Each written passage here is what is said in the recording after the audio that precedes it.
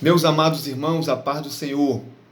Já quero louvar a Deus pela vida de cada irmão da nossa classe Abraão, pela vida do nosso superintendente, presbítero Tomás, pela vida do nosso pastor Ovani. Espero que todos tenham tido uma lição abençoada no último domingo e que tenham tido um bom proveito dessa lição maravilhosa. Nós estamos aqui porque nós estamos iniciando uma nova semana e vamos iniciar o nosso devocional de preparação para a próxima lição. O devocional de hoje, da nossa leitura complementar, orientado pela nossa revista Betel, da Escola Bíblica Dominical, está no Salmo 40, do 5 ao 9, que eu vou ler para os irmãos.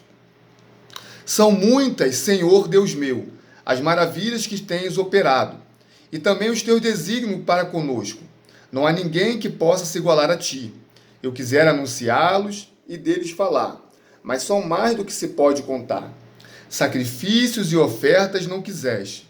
Abristes os meus ouvidos. Holocaustos e ofertas pelo pecado não requeres. Então eu disse, eis aqui estou. No rolo do livro está escrito a meu respeito. Agrada-me fazer a tua vontade, ó Deus meu. A tua lei está dentro do meu coração. Proclamei as boas novas de justiça na grande congregação. Jamais cerrei os lábios, tu o sabes, Senhor. Aleluias. Queridos, nós estamos na metade do nosso trimestre já. Próxima lição é a lição de número 7, que tem por tema Abraão e a prova da fé. Nós já aprendemos muita coisa até o presente momento. Nós vimos que Deus criou todas as coisas e ele não foi criado por ninguém. Nós vimos que Deus se revela de maneira progressiva e que a sua criação é a primeira revelação de que ele existe, né? De maneira que Paulo fala aos Romanos que ninguém pode ser encontrado desculpável diante do Senhor, porque a sua criação revela que ele existe. Vimos que Deus criou o homem de uma maneira diferente, de uma maneira especial. O homem é o pináculo da criação de Deus. O homem, comparado com as demais criações de Deus, ele é muito pequeno, né? Comparado ao tamanho das montanhas, a infinidade, a profundeza dos mares, né? A altitude, né? De tudo que Deus, a excelência e a altivez de tudo que Deus criou. O homem é muito pequeno e destrutível, mas Deus suscita força ao homem. Então Deus faz o homem à sua imagem, conforme a sua semelhança. Vimos que isso significa que Deus colocou no homem atributos que era propriamente seu, para que o homem governasse a sua criação. Então o homem se torna corregente da criação de Deus juntamente com ele. Vimos que de tudo que Deus criou, Deus sempre achou que tudo era bom ou muito bom. Mas quando Deus olha para o homem só, ele diz que não é bom que o homem esteja só. Então, do lado do homem, ou da costela do homem, Deus faz para ele uma disjuntora, uma mulher idônea, né? Para que ela estivesse ao lado do homem. Vimos a importância da mulher na vida do homem, na família e na obra de Deus, né? Então nós vimos que após o pecado promoveu alienação do homem para com Deus. Então o pecado afetou o homem em diversas áreas, né? Então o homem ele teve a sua relação consigo mesmo afetada, teve a sua relação com o próximo também afetada, porque ele se afastou de Deus. Então após o pecado, quando o homem ele é retirado do Éden, ele passa a conviver, né? Passa a sofrer prejuízos. Então ele passa a ter o medo, a culpa e a vergonha. São consequências do pecado. Vimos que após sair do jardim, o homem passa a buscar uma reconexão com Deus. O homem sempre tenta encontrar a Deus, né? E vimos que o conceito de religião, do latim, é religare. Então é essa religação, a busca, a tentativa do homem de se religar com Deus. Falamos de diversas seitas, porque existe a maneira correta de um homem buscar a Deus. Vimos lá em 2 Crônicas 7,14, né? Que Deus diz, né? Se o meu povo, que se chama pelo meu nome, se humilhar, orar, se arrepender dos seus maus caminhos e buscar a minha face, eu ouvirei, né? Então existe a maneira correta de buscar a Deus que está prevista na sua poderosa palavra. Vimos que Deus sempre toma a iniciativa, né? Na busca de um homem se religar com Deus, Deus sempre toma a iniciativa. Então, o Abel e Caim, filhos de Adão e Eva, provavelmente por ter ouvido falar do Senhor pelos seus pais, eles ofertam ao Senhor, tentam buscar a presença do Senhor. E Deus recebe a oferta de Abel. A Caim se ira e mata Abel. Vimos que Deus suscita um substituto Abel e cria assim uma linhagem piedosa, né? Então vimos da importância que Deus age para manter uma linhagem que glorifica ou que invoca o nome dele. Então falamos de Sete, falamos de Enos, né? Que a partir de Enos começou a invocar o nome do Senhor, e falamos também de Enoque, que andava com Deus. Vimos que a linhagem piedosa misturou com a linhagem impiedosa ou ímpia, né? E isso desagradou a Deus, porque multiplicou o pecado e a iniquidade no mundo antigo. Então, no tempo de Noé, Deus resolve destruir toda a sua criação, mas preserva Noé e sua família, porque Deus é fiel pela sua palavra, ele zela pela sua palavra. Então ele dá continuidade ao plano de restauração através de Noé e seus descendentes. Vimos que os descendentes de Noé, Sem, Cã e Jafé, eles vão povoar o novo mundo, o mundo pós-diluviano.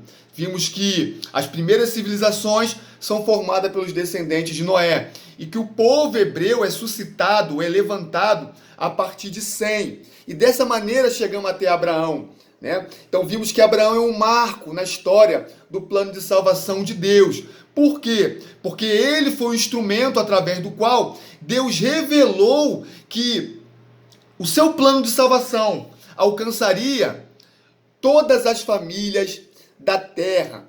Vimos que Deus tira Abrão de um local idólatra, né, de Ur dos Caldeus, né, e sem que Abrão tivesse feito alguma obra, né, apenas creu nas promessas, e vimos que isso foi-lhe imputado por justiça. Ou seja, Deus deposita justiça na conta de Abrão, porque ele creu. Então vimos que a justificação de Abrão não foi por suas obras, mas foi pela fé nas promessas de Deus. E a partir do próximo domingo nós vamos ver que essa fé, ela é provada.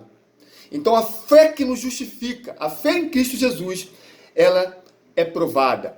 O apóstolo Pedro, ele diz em sua carta que a nossa fé é provada assim como o ouro é provado pelo fogo.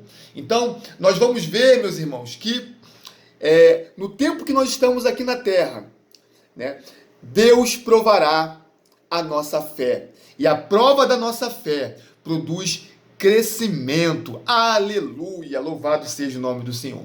E no texto que nós lemos, nós vimos que sacrifícios e oferta não quisestes, né? Holocaustos e ofertas pelo pecado não requeres. Deus, ele estabelece sacrifícios como forma de adoração ao seu nome. Nós vemos no livro de Levítico, ainda em Êxodo, né, Deus dá mais uma fase de revelação de Deus, né? Ele revela o seu caráter a Moisés através das leis e dos mandamentos. Então, nas leis de Moisés, Deus estabelece o sacrifício de adoração. Isso apontava para Cristo, porque ele seria o sacrifício vivo, único e perfeito pela remissão dos nossos pecados. Mas o que Deus queria do povo era que o povo se constrangesse pelo sofrimento daquele animal em virtude dos seus pecados. Deus queria promover no coração do homem o arrependimento. E ao longo da história do povo hebreu, esse intuito não se mostrou verdadeiro no coração do povo de Deus. Então o povo sacrificava, mas não havia arrependimento. Então no texto que nós lemos, diz que, olha, Deus não está interessado em holocausto. Será que Deus gosta tanto assim da gordura dos bezerros e dos carneiros? Não. Deus quer o quebrantamento do nosso coração. A palavra de Deus diz no primeiro livro do profeta Samuel que Deus dá uma ordem a Saul, que era rei naquela época, que era para ele aniquilar, destruir os amalequitas. Porque os amalequitas, eles se opuseram ao plano de Deus de restauração ou de libertação do seu povo durante a peregrinação no deserto. Essa rebeldia, esse levante, é comparado à obra do anticristo, ou dos anticristos, dos falsos profetas. Toda obra que se levanta contra o plano de Deus é uma obra de anticristo, né? É uma obra que impede a concretização do plano de Deus. Então Deus manda ele aniquilar os amalequitas. E aí Saul, ele destrói todas as coisas, mas preserva os melhores dos animais e o rei Agag. Então aquilo ira ao Senhor, e o profeta Samuel leva esta palavra ao rei Saul, né? Que para Deus melhor é a obediência do que o sacrifício de bois e de carneiros. Então Deus quer a nossa obediência. Nosso Senhor Jesus nos ensinou que aquele que o ama obedece a sua palavra. Então a melhor maneira de nós agradarmos a Deus e adorarmos a Deus é obedecer a sua palavra. Nós vimos que o maior erro de Eva e de Adão no paraíso foi satisfazer, ouvir a palavra da serpente, ao invés de confiar na palavra de Deus. Então, Abraão, né, ele perseverou em crer e obedecer na palavra de Deus. Quando Deus exige o sacrifício da promessa, Abraão, ele não hesitou, porque ele sabia que o mesmo Deus que tinha cumprido aquela promessa era fiel para prover todas as coisas. Fica com essa palavra nesse dia, meu irmão. O Deus que te chamou, ele é fiel para prover todas as coisas na sua vida. Que esta palavra traga alegria para o seu dia, traga vida para o seu dia. Fique com esta palavra, meus irmãos. Deus, ele é fiel e ele zela pela sua palavra. Aleluia. Que Deus nos abençoe, nos dê um dia de paz, de bênção e de vitória no nome de Jesus. Fique com Deus.